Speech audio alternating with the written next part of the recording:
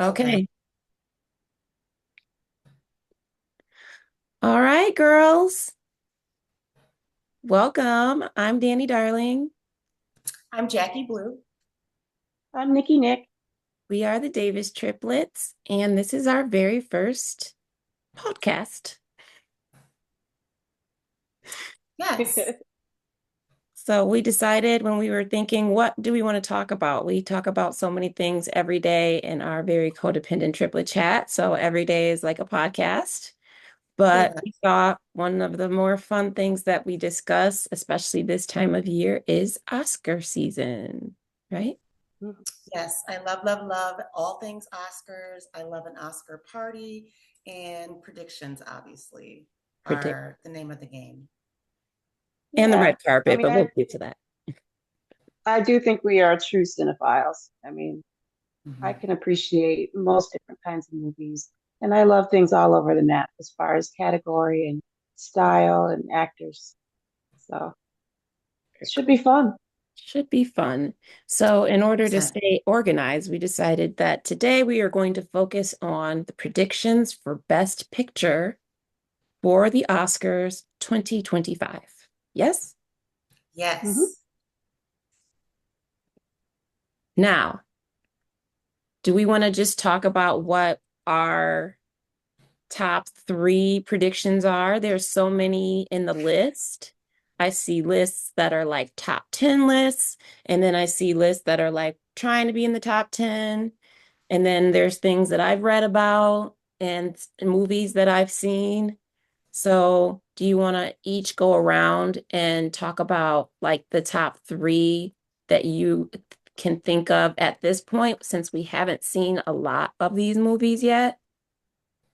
Or do you want to talk more about why they're up for Best Picture, what has been the trend lately, and whether people are deciding on box office and capitalism, or some years it seems like that's the reason why, and then some reasons it's because it's like just an upset. What do you Well, guys? my knee jerk would be to talk about um, 10 films, or at least throw 10 names out there, right? Because they're usually 10 contenders. When they increased back in, I think it was 2019, from Mhm. five Best Picture nominees to 10. And then the voting is weighted voting, so, or ranked style voting. So that kind of opens it up to a lot of different types of movies. I kind of have heard of at least 10 that I think are in contention for, and maybe more. Um, None of which I have seen yet, or a few I've seen yet already. But a lot of these are going to be released closer to the holidays. Mhm. Any way to kind of capitalize on that season, and the fresh and the newness of being nominated and having that buzz to Mhm. propel them to the front runner status for Best Picture. So I'm prepared to, however you all want to break it up, I'm prepared to name 10 that I think have the most buzz. I think we can talk about um, the difference between a box office hit and kind of a smaller um, feature film, independent film. Yeah. Yeah, I mean, there's across the board, there's a lot to unpack with what we are going to see. What if we each did three? Yeah. That's nine, and then agree on a 10th, and then say, well, these are our ideas, but what is the actual list, and compare it to the list. That sounds good to me. Okay. Um, Why don't you start? I Who, me? Yeah. I feel like some of these on the list I am reluctant to give too much attention to just because they seem like kind of crowd pleasing box office bait. You know what I mean? I mean, Mhm. Gladiator 2, Dune Part 2, and Wicked obviously are going to be the expected big money makers of the holiday season. Um, but, Wicked is a part one out of two, which upsets me after having read the Mhm. book and seen the play. Boo. I don't want to have to wait for the second movie. Like, so Will you I go won't be see it? watching the first one until the second one comes out. No, I'll You watch know, both of them next year. So if that does end up in contending, then I'm gonna have a problem with avoiding that one. But in the meantime, the ones that I've seen just the previews for and that seem compelling to me, Honora by Neon is getting a lot of buzz, and hmm it Mhm. seems to be sort of like a modern day extreme version of like a Pretty Woman's type story, um, with Yeah. a prostitute or a sex worker and a man a client that she falls in love with. Um, there do seem to be some modern twists. I mean, he's Russian, which is interesting considering, the climate worldwide right now that he's Russian, she's American. I'm anxious to see it. I'm excited. It looks like Me it's going to too. be good. I don't know any of the actors in it, but that kind of excites me too because sometimes it's nice to get fresh faces for a fresh idea, fresh story. And if you think about it, I mean, Richard Gere kind of had a name, but Julia Roberts was fresh when she did Pretty Woman, you know? Mhm. So Mhm. it could just be, a career starter for this girl. that's a good Um, first pick. I Um, agree. the I agree with what you're saying. The the actress has been getting buzz for Mikey Madison. She is kind of a newcomer, and she mhm. definitely is in conversations. I know we're just talking about Best Picture, but you can't talk about Best Picture without having an actor who may or may not qualify for Best Actor and or actress. And I definitely think Mikey Madison, the star of Honora, is likely to be in that conversation. So very exciting. Agreed. agreed. Yeah. Mhm. And I will say also about Wicked and Dune 2. I think Dune 1, was kind of slated to get all of this Oscar reward because it did so well at the box office and was a huge movie, right? But it didn't perform as well at the end of the day. A lot of times the Academy doesn't want to award a first film when they know a second one is coming. And so I think the question on Dune 2 and Wicked would be, well, Wicked, they'll probably have to wait till the second movie to get whatever lauds they might be receiving. And then also with Dune 2, is this the end? Is it the final film? Because in which case, if there's a third one coming, folks might be waiting until that comes out to reward. So I kind of agree with your take on both of those, Nick, that Wicked Yeah. and Dune 2, I would be surprised to see in the conversation or on the Have you seen? list. Have you guys seen Dune 2? I have I haven't not. seen either of them, to be honest. What? Nikki, I saw the first one and I worried about more of the worm, You didn't like the worm stuff. Now creepy there's less sandworm. of that in the second one. I can see why people would like the second one more because there's more Mhm. characters. There's more going on there underground. So you get Mhm. to see what's going on underneath the sand. So I could see Dune 2 doing well. There's definitely going to be, if not a Dune 3, like a series, a limited series to finish it out. I But Yeah, was I gonna do, ask, is it a book or like it's based on it's a based set? on books and there's an old Dune movie Yeah, I hmm did see that there's a from the few 70s. old Dune. and it's a trilogy. The books are there's more than one book too. So I Yeah. Yeah, and think even Dune I'm 2 looking was the here. finish. I'm sorry, go ahead. There was even a miniseries Mhm. uh in the early 2000s. So I think Yeah, you would be I smart to try for a third movie with this one and just complete the trio. agreed. yeah. Love a trio. Hmm. Yes. Okay, Justin's so coming Nick, your threes. first pick is Honora, the update Yes. Pretty Woman. Jack, what about you? I am going to submit for my pick Sing Sing. Mm, Um, Sing Sing, like the because the the prison, prison? yes, yes. Coleman. Coleman Domingo. Yes. He Oh, is somewhat of a recent Academy recognizee. He's been nominated already for acting prizes, not one yet. But I believe that this movie, especially because it's near and dear to my heart, being a thespian and a theater and film director, and that it talks about and explores a true story about a like a Shakespeare theater program at Sing Sing at the penitentiary. And Hmm. so it's been referred to as a sweeping and sublime account of the prison's transformative rehabilitation program. And what it does is it shows how theater really can cause even the most hardened criminals Hmm. to open their hearts and start to play and imagine Hmm. and build resiliency and escape through characterization and acting. And I think it's going to really blow everyone's socks off. I believe it's coming to A24.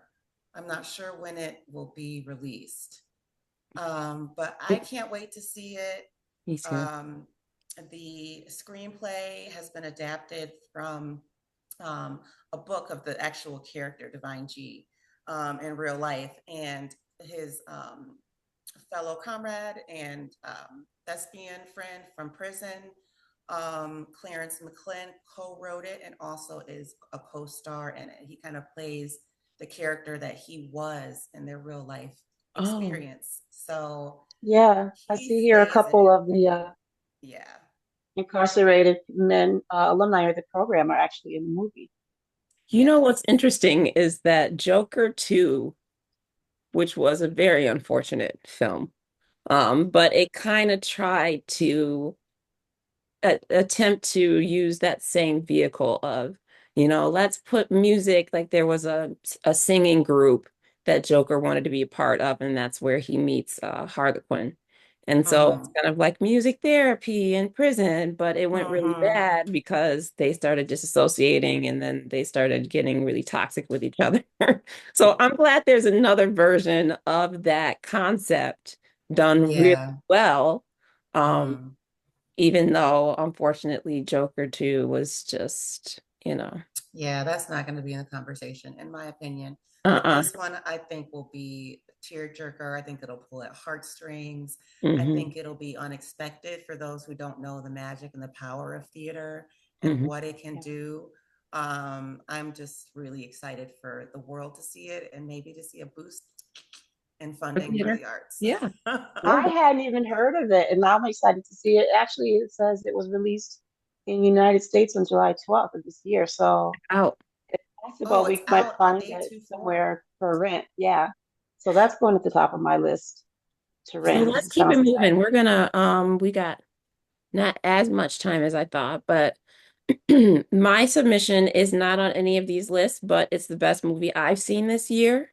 So I'm going to submit Challengers Oh, as it's on one of my lists. Yeah. is it on one of your lists?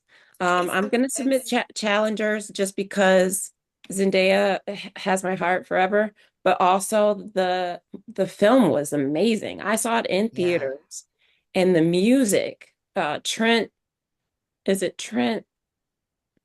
They're like part of like they were part of some band. I want to say like Red Hot, not Red Hot Chili Peppers, but they were a duo, and then they came out with this really amazing electronic take on the I think it should win for music at least because the way the music is and it's also so romantic but also so Mhm. tense where they're playing the tennis and you've got the tension between the characters and the three of them just I think they should all be up for acting accolades. I know they're young in the game and there's a lot of politics that go into it, which I'm sure we'll get into that as we get into what the nominees for Best Actor, Supporting, etc. But I just think as an ensemble, they killed it. And those are the things I like to see for Best Picture. So I'm going to put Challengers up in there. And if you haven't seen it, you should.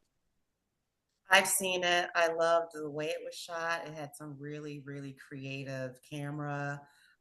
Just the camera as the ball at the Yeah. end, and then like it was very exciting. And honestly, I'm seeing reports saying that it's still moviegoers in Hollywood's favorite like watch of the year already, so I Hmm. don't think it is their favorite theater going experience so far. So I wouldn't say that that is not on the list. I think it could sneak in there for the reasons Hmm. I mentioned.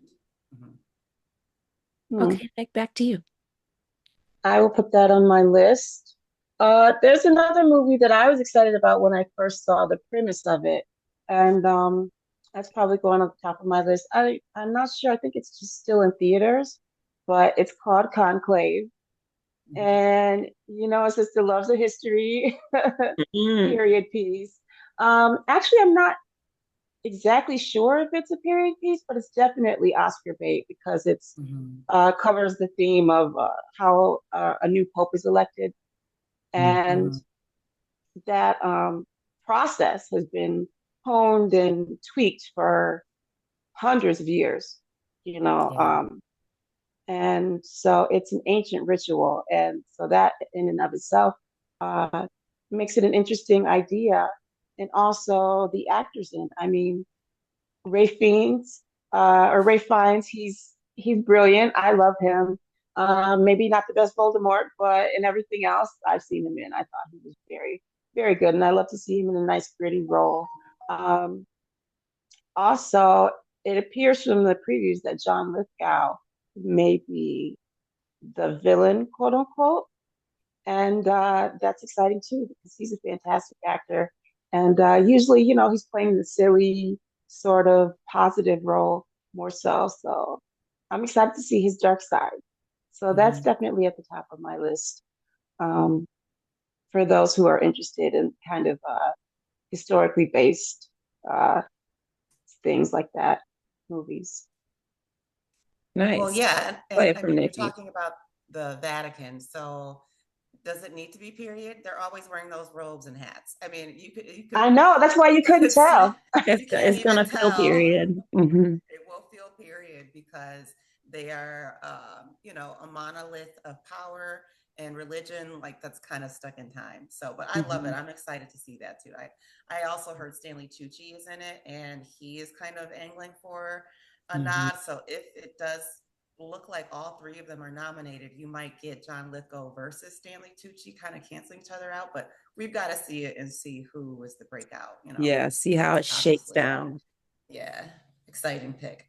Hmm. My next pick would probably be Emilia Perez. Oh, yes. You took mine, I but think definitely. that it performed so well at the Venice Festival. I believe it won, and I believe the actor Carla Sofia Gascon um, is the first openly trans actress, won Best Actress Hmm. um, at several film festivals, and it's just so it looks really snappy and fast paced, and plus the music. I mean, I think it's going to be for those people who loved, Chicago and Moulin Rouge, and but then it's grittier with this Kingpin vibe, and then you've got Zoe Saldana with the just amazing character. I think it's going to be everything. I can't wait till it comes out. It will be on Netflix, and so I think that really gives it even more reach, which is exciting. Um, I still think it would be fun to see in the theaters, though, just because I'm anticipating some amazing numbers and music and just a really great movie going experience. But either way, totally in the running, might sweep at the Oscars. Nice. Mhm. So it's a musical. It Yes. is, but it's also like Okay. a crime It's a drama. yeah, like a crime Yeah, it drama. says that it's a cartel boss fakes her own Yes. Yes, death in Yeah. transition yes. to living as a woman. But it's Mm-hmm. like I think it's very operatic, but like has that kind of drama of an opera. Mm-hmm. So So I'm will very Zoe Saldana be singing? Yeah, yeah. and Selena Gomez. We should She's watch playing. that tonight. It's on Netflix now. No, is it? Oh, that's Yes, going at the top. When did it come That's going at out? the top of my list. this weekend. It says it's streaming on Okay, Netflix. because it So just that our came out. assignment tonight, ladies. Oh my Yes. gosh, I can't I'm gonna wait. be watching all these before the next conversation here. You know, I got a lot of free Yeah. time. Okay, so that's a good one. That was one of the ones I had on my list. So I will move Mhm. on to the other one, which may or may not be in the actual running. But you know me, I love the ladies. So I'm gonna go with Baby Girl because I love Nicole Kidman. And I think that this would be, I see that the director of Baby Girl is in the running also for Best Director. So, like, I think whenever you have a hard-hitting, Oscar-winning actress, and then you also have a director who is, and her name is Helena Rain, and her critic score is 92%. So I could see between the two of them, um, I could see Baby Girl edging its way into the top 10. And I think like once we finish our list, it's going to be a little bit too like femme heavy, probably just because it's us who's picking them. But I think I still got to add it in there because I love to see Nicole Kidman. I love to see a messy Nicole Kidman, and I love women for all their rights and especially their wrongs. So Hmm. thoughts. That would not be one of my picks. It's a long shot. I feel that with someone of a certain age playing really crazy will make it. It would be The Substance with Demi Moore. But I Ooh. don't think that will make it either. But I think that I will place that even higher than Baby Girl, probably. But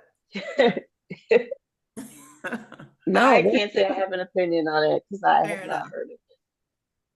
okay, Nikki, you're back up. Um, okay, as far as female heavy casts, and by the way, Conclave is not. That's probably a male dominated film, obviously because it's the Mm-hmm. Vatican. I think there's one lady that plays the nun who's involved, but other than that, it's a male heavy cast. Um, I've been hearing things about this movie, The Room Next Door, Mm-hmm. and it's starring Julianne Moore and Tilda Swinton. Mm-hmm. And I don't know. Anytime you hear the name Tilda Swinton, it's like it piques your interest because you know that she does interesting, She's uh, bad. Mm-hmm. avant-garde things. You know, you're not going to be bored. Your eyes are going to be fixed to the screen, even if it's just to see how her physical presentation is for that particular movie or whatever. Um, Mm-hmm. I think it's about a woman who mends her relationship with her aging mother. And it appears to be like a drama, a tearjerker in that sense. But, if they can put a fresh spin on it, it seems like it might be getting some Oscar buzz. Mm. Yeah, I think that I've heard that about that movie, and I think both of them were kind of heavily favored when it first came out for acting prizes. I think what's kind of coming out of the reviews and critics and things is that this Spanish director adapted this, and this is his first English language movie, and Yeah. some of the dialogue that like a lot of people are saying he should have checked it with an American Oh, screenwriter because it falls very flat and seems very unnatural to how people would speak in English. mm, So I think that would probably be my only drawback, but I do see it on a lot of lists as a front runner too. So who knows? And Who if knows what anybody the can deal with awkward script, it's Tilda and Julianne Moore. They might make yeah. it a thing 100%. to where we're like, "Oh, it's genius." You never know. I mean, I was going to say, why wouldn't the Yeah. actor say something if it felt unnatural, the Yeah. sentences? Yeah. Yeah. Yeah, I guess we'll have to wait and see.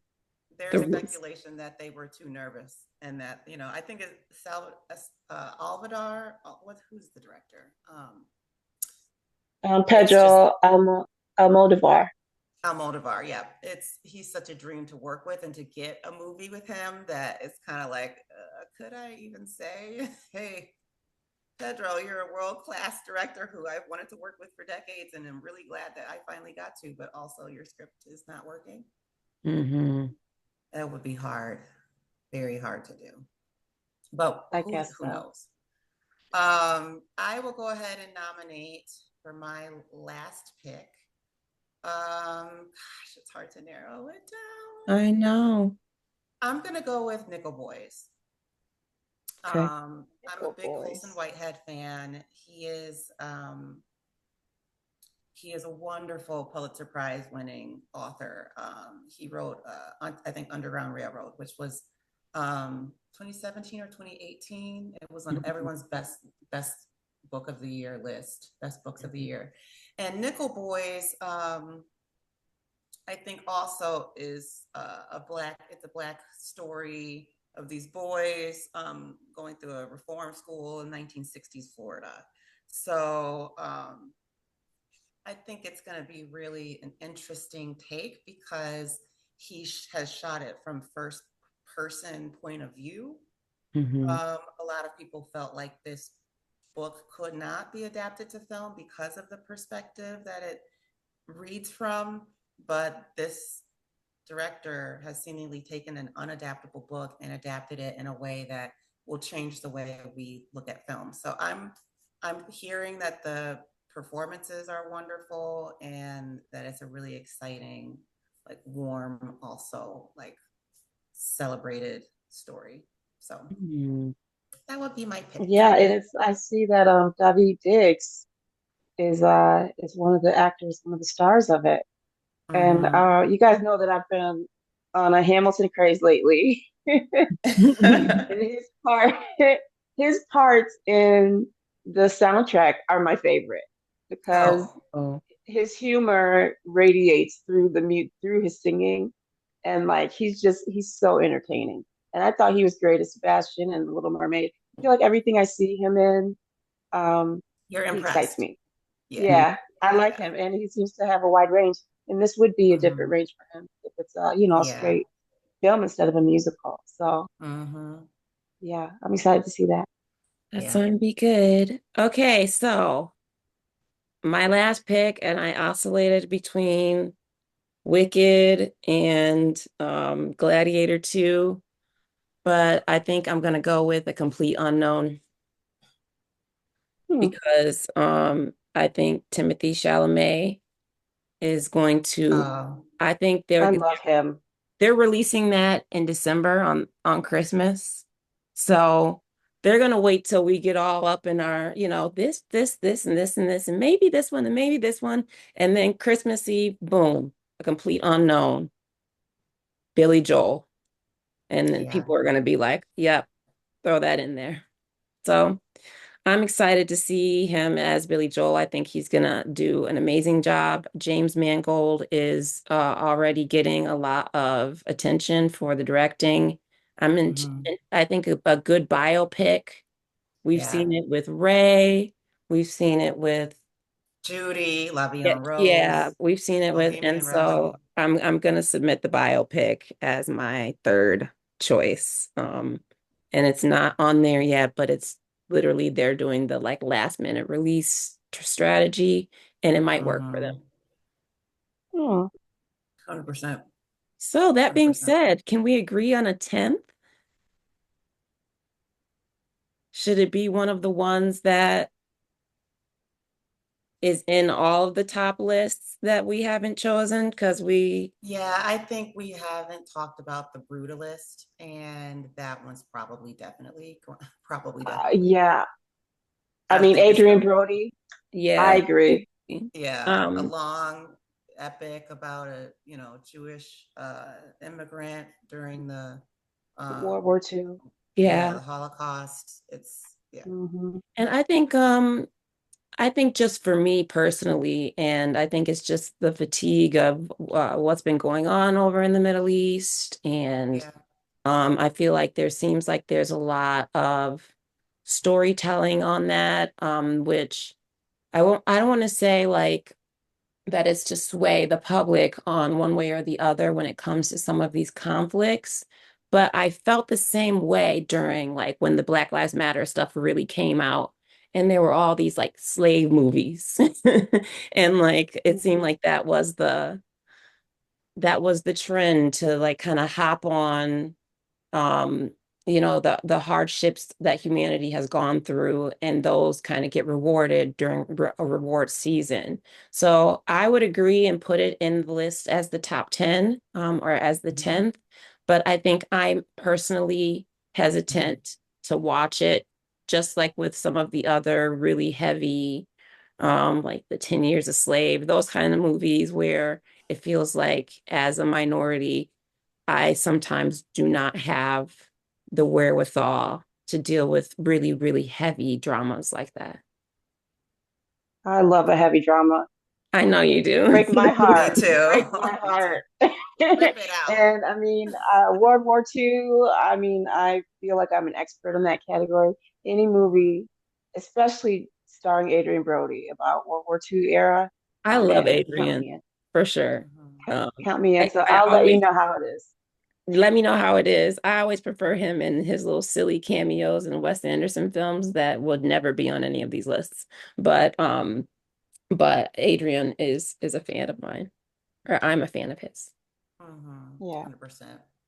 So we've got our top 10, but there's going to be so many upsets, so many weird things. There's going to be some that we hadn't thought of. They're going to pull a fast one on us in some way or shape or form.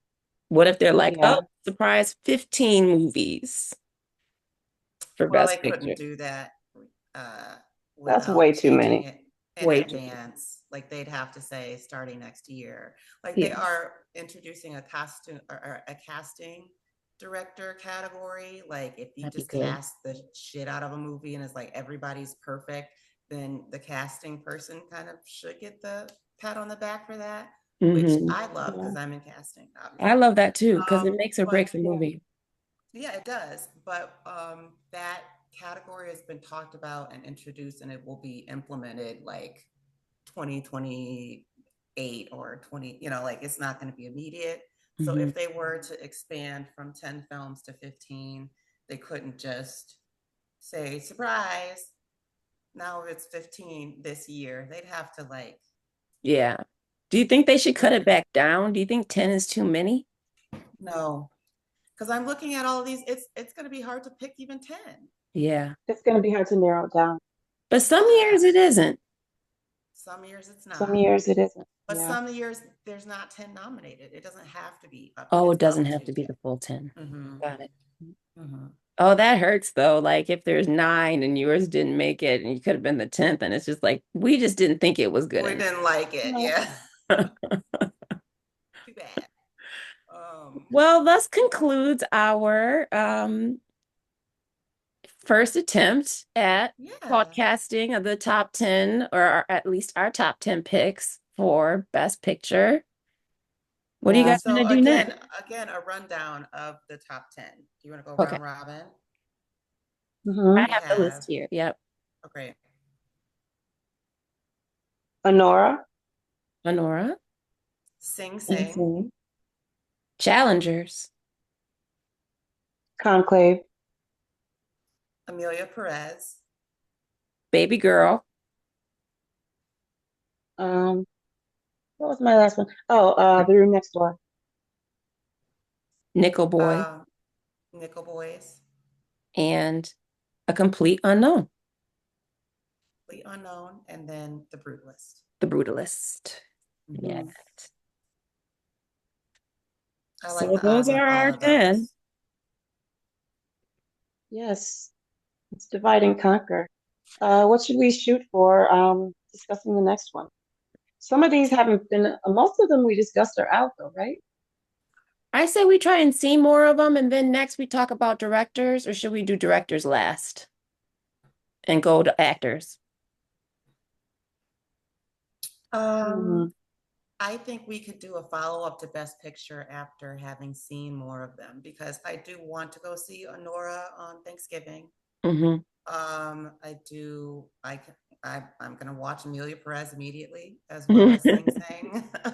So some of these I could check off, and Dune Part Two. I think I could make that happen even with the weird sandworms. There's no, And it's Nick, not the I same. think It's not the same as the first one.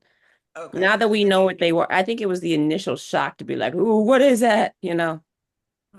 It kind but of it's gave me the not. heebie-jeebies, though. I totally get it. I totally get Yeah. it. But I can tell you as a person who struggles with the heebie-jeebies that it's not there's not as much activating things in the Okay. movie that I saw. To be fair, Dune is one of my favorite movies to nod in and out of and just absorb. Okay. You know, it's one of Hmm. those movies. It's long, it's cinematic, it's wonderful, but sometimes I'm like, oh, I'm watching still and I'm loving it. Yeah. But I don't know I'm if I glad saw we didn't every single actually scene. put it on our, glad we Yeah. didn't actually put it on the list then. Yeah. If it's a sleep two movie, maybe not. It's one of those kind of movies. Some people love those. Yeah. Some people do. You got your history buffs, you got your people who just like a mood. Sci-fi. Hmm. Mhm. Sci-fi. All right. Well, thus concludes our podcast. Yay. Yes. Do we have a closing? See you next time. We're going to work on this and come back, and we're going to get bigger and better. Until next Yeah. time. Yep. Until next time, darlings. Bye.